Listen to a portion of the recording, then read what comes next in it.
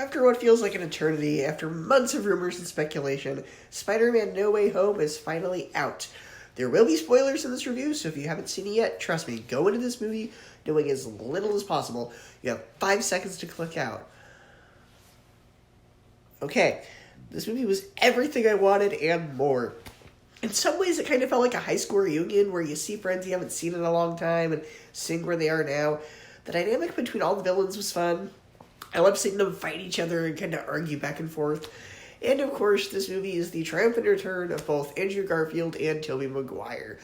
Garfield was well written because you can really see how Gwen's death in his movie affected him for years, and Maguire sort of became the wise mentor Spider-Man. And there were some fun little scenes where all three Spider-Men are in the lab doing sciencey things, and there's a fun little joke about how Tobey's webs are in his body, but the other two have to make their own webs. But this movie is not perfect.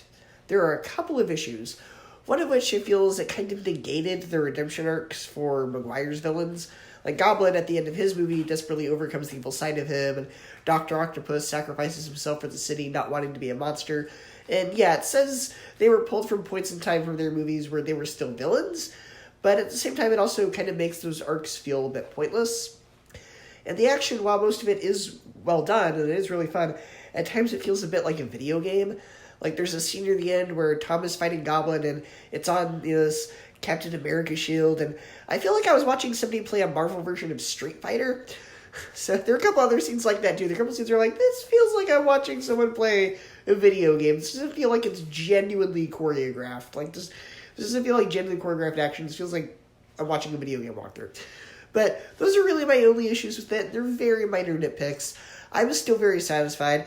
I felt like it brought closure to 3 generations of Spider-Man.